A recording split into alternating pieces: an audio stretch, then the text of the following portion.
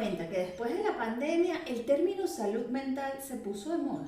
De acuerdo a unas estadísticas que vi de la Secretaría de Salud en México, una de cada 4 personas de 18 a 65 años presentan algún tipo de trastorno mental, lo que equivalía en 2018 a 15 millones de personas. Y en Estados Unidos la situación está peor. De acuerdo a un artículo que vi, se estima que la mitad del país tendría problemas de salud mental a lo largo de su vida. Pero, ¿qué es la salud mental? ¿Y por qué es algo a lo que tenemos que prestarle atención?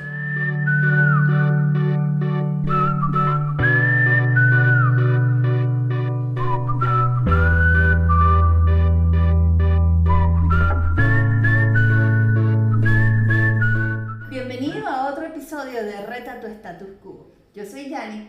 Gracias por estar aquí. Si aún no lo has hecho, suscríbete al canal, regálame un like para llegarle a más personas y ya sabes, comparte si crees que esto puede ayudar a alguien. ¿Qué es la salud mental?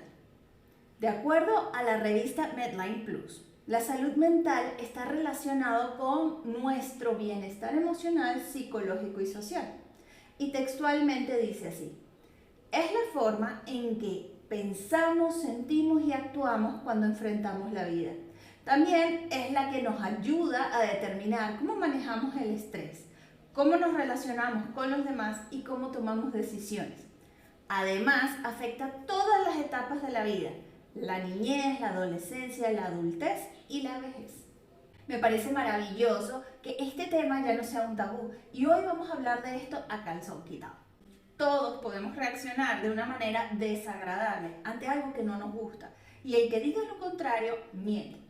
Todos en algún momento podemos sentir ansiedad, depresión, mal humor, desorientación, miedo, angustia e inconformidad con la vida. Sentir esas emociones es normal y es lo que nos hace humanos. El problema viene cuando reaccionamos de una manera que nos pone en riesgo a nosotros y a las demás personas, o que nos hace daño a nosotros y nosotros le hacemos daño a otras personas. Entender cómo funciona nuestra psicología debería ser enseñado en la escuela, así como aprendemos a leer y a escribir. Porque la inteligencia emocional se desarrolla cuando sabes cómo funciona y cómo y cuándo aplicarla. Hay personas que naturalmente reaccionan con racionalidad y después en sus 5 minutos solos explotan. Pero la gran mayoría no lo hacemos así. Yo aprendí esto en un momento muy oscuro en mi vida. Algunos dirían que yo estaba deprimida, pero yo en ese momento no sabía o no podía definir lo que me estaba pasando. Me sentía inconforme con todo: mi trabajo, mis relaciones, mis amistades, mi familia, y creía que todos estaban mal. También creía que yo no estaba donde tenía que estar. Quería salir corriendo y a esconderme donde nadie me viera. Tenía demasiadas preguntas. Me sentía fracasada en todos los aspectos de mi vida y no encontraba las respuestas que necesitaba para salir adelante. Fui a terapia y salí enojada porque el terapeuta tenía una metodología que no resonó con mi forma de ser. Me sentía sola y desamparada. Esos sentimientos son terribles y si no los resuelves, te hunden. Yo me refugié en el alcohol y doy gracias a Dios que solamente tomaba los fines de semana, porque si hubiese extendido esa medicina, hoy quizás no estaría aquí. Nosotros los humanos somos capaces de autodestruirnos y de destruir todo a nuestro alrededor sin darnos cuenta de lo que estamos haciendo. Tengo gente cercana que es capaz de sentir tanto odio, o sea, al nivel de crucificar a la persona que odian. Ese nivel de odio destruye y lo peor es que no importa cuáles son sus razones para sentirlo.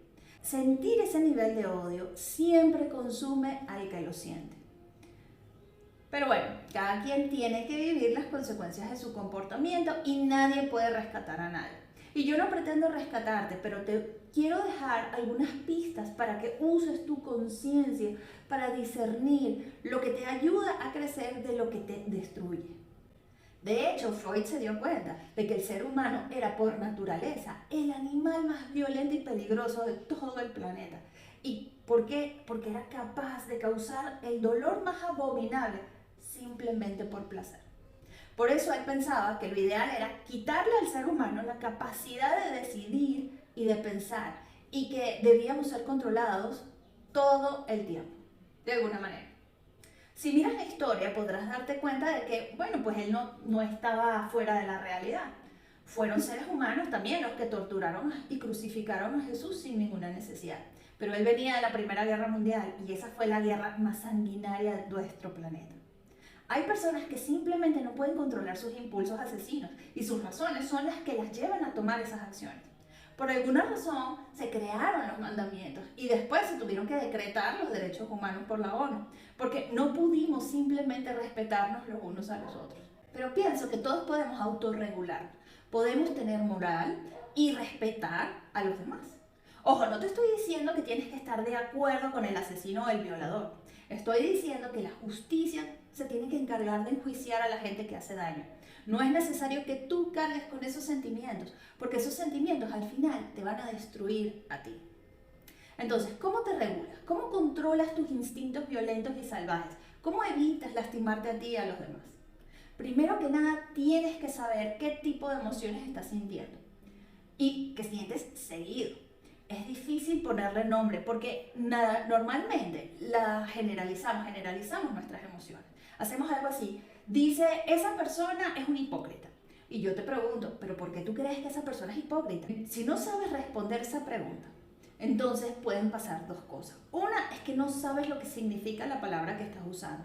O dos, es porque realmente no sabes por qué te sientes así. Estás tan enojado y que justificas tu sentimiento. En otras palabras, no sé qué me hizo, pero eso que me hizo no se hace y no me lo va a volver a hacer. En esos casos necesitas aterrizarte y buscar en tu mente racional realmente qué es lo que hizo esa persona que justifique el odio que tú sientes. Podría ser simplemente que estás acostumbrado a odiar y la razón ni siquiera es algo importante.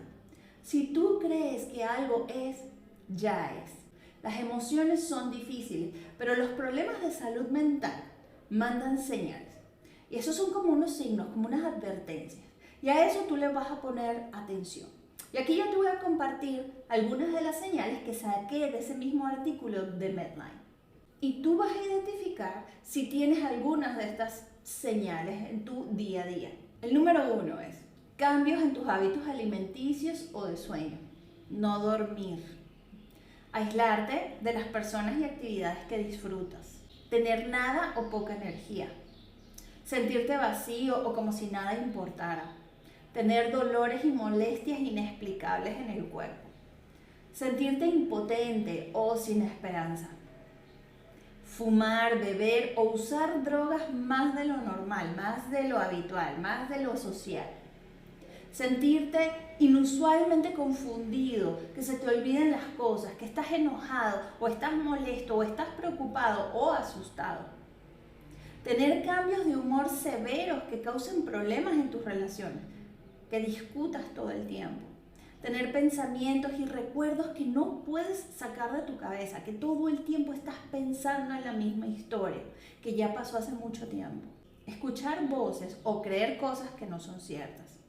Pensar en lastimarte a ti mismo o hacerle daño a otra persona. No poder realizar tareas diarias como cuidar a tus hijos o ir al trabajo o estudiar o ir a la escuela. Estos son algunos síntomas que no puedes dejar pasar. Si sientes alguno de estos seguido, busca ayuda. A veces simplemente hablar de lo que te pasa es suficiente para moverte hacia adelante y drenar. Pero cuando los pensamientos negativos son recurrentes y la ansiedad y la depresión te acompañan todo el tiempo, es importante ir con un especialista.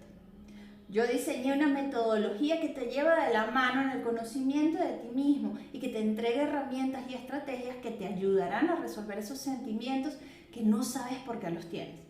Yo no soy psiquiatra, tampoco soy psicóloga, yo no te voy a medicar y tampoco vas a pasar 20 años hablándome de lo mismo.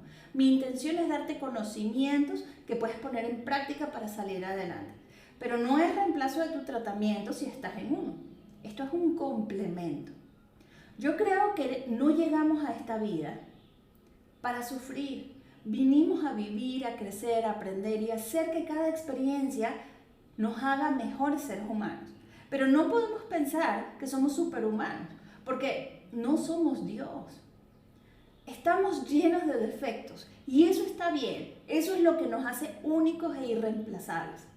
Aprende a amarte, a comprenderte y a convertirte en tu mejor versión. Puedes visitar mi sitio web para más información. Es janiagostini.com. Igual te dejo la liga en la descripción del video. Muchas gracias por estar aquí. Identifica los síntomas y busca ayuda. Y cuéntame en los comentarios de qué te das cuenta. Esto no quiere decir que estás loco, simplemente quiere decir que necesitas atender tu mente, tu psicología, tus emociones. Presta atención a ellas. Recuerda, este es el momento de dar pequeños pasos para crear grandes cambios.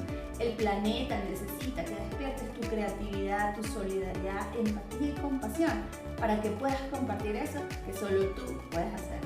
Si comprendes tu esencia, transformas tu vida. Que Dios te bendiga y será hasta la próxima.